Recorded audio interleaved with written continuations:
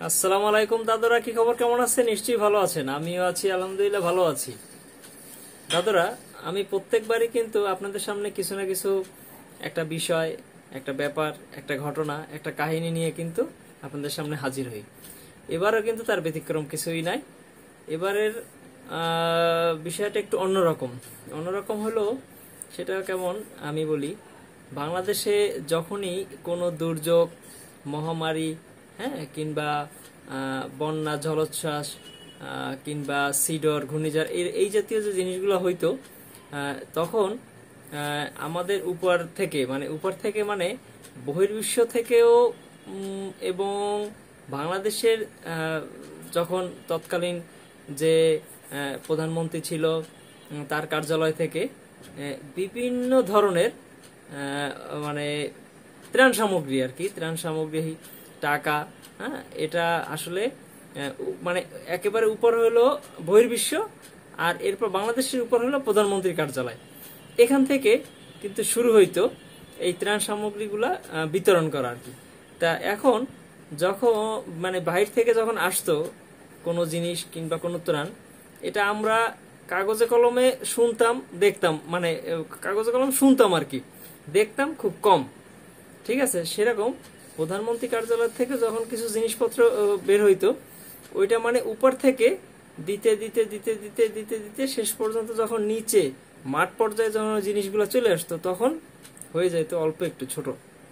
ঠিক আছে, সেটা আপনি টিন বলেন, তেল বলেন, কাপড় চোপড় বলেন, হ্যাঁ, টাকা পয়সা বলেন, হ্যাঁ, খাবার দাবার বলেন, এগুলা সবই মানে একটা মানুষের কে এক বস্তা একটা জিনিস দেওয়া হইতো, সাপোজ মনে করেন আর কি, এক এক বস্তা একটা মানুষকে দেওয়া হইতো। এই এক বস্তার ভিতরে কিন্তু অনেক কিছু জিনিস থাকতো, কিন্তু সেইটা দেখা গেল উপর থেকে হতে হতে মানে শেষ হইতে হইতে হইতে হইতে ভাগ হইতে হইতে আর কি, যখন আপনি এটা কাউকে দিবেন, তখন ছোট্ট একটা পলি ব্যাগে একটা জিনিসের মতো হইতো। ঠিক আছে, যেটা আমরা দেখে আসতেছি।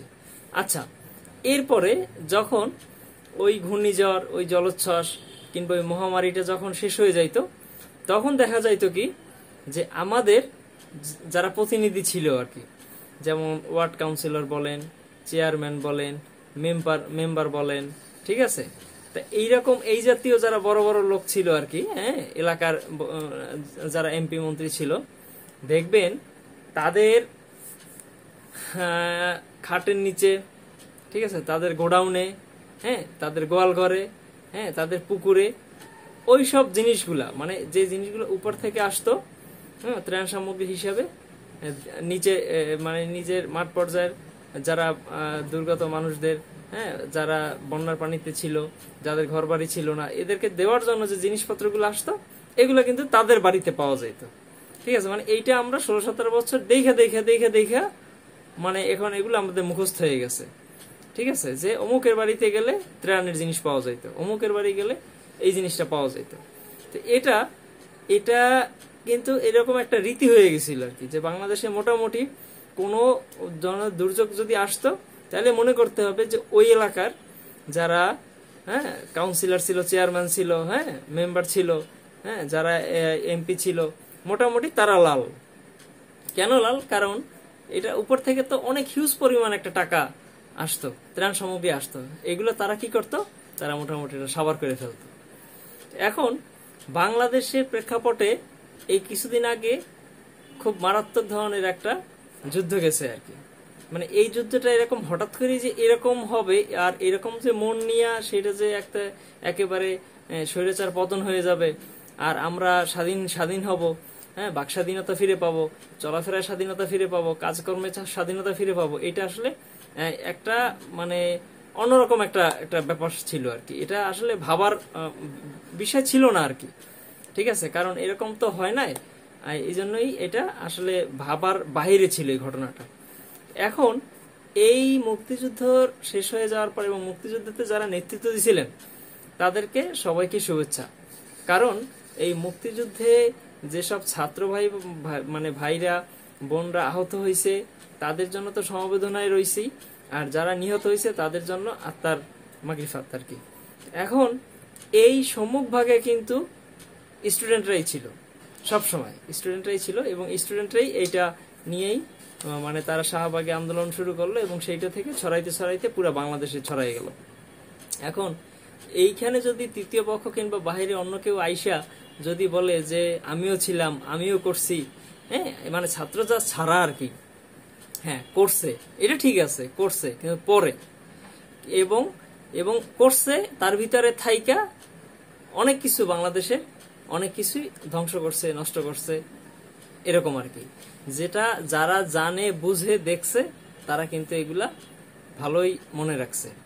আচ্ছা, এখন কথা কিন্তু সেটা না, কথা হলো যেটা বলতে আসছিলাম সেইটা।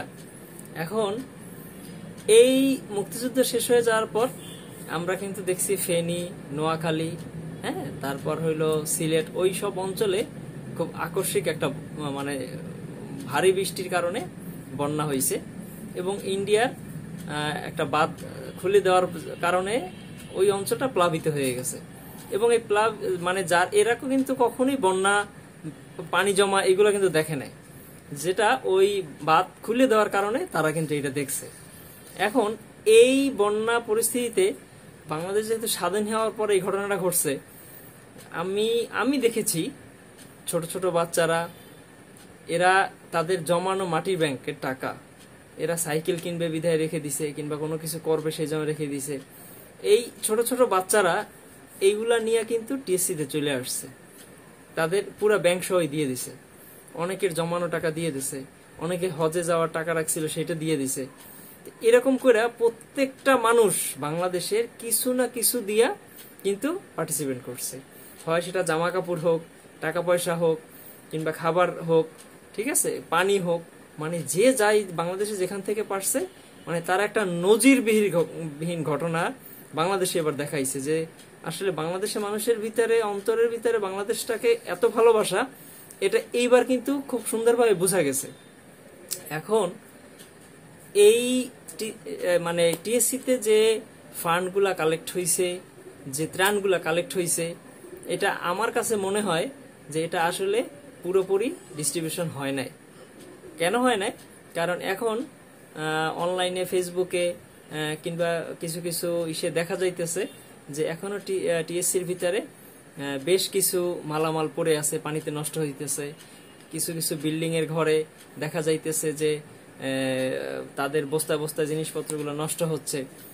আর সব থেকে বড় কথা হলো টিএসসিতে একটা হিউজ পরিমাণ টাকা কিন্তু কালেক্ট হয়েছে। এই হিউজ পরিমাণ টাকা আমার মনে হয় না যে বন্যা দুর্গত মানুষদের পিছনে ব্যয় হয়েছে।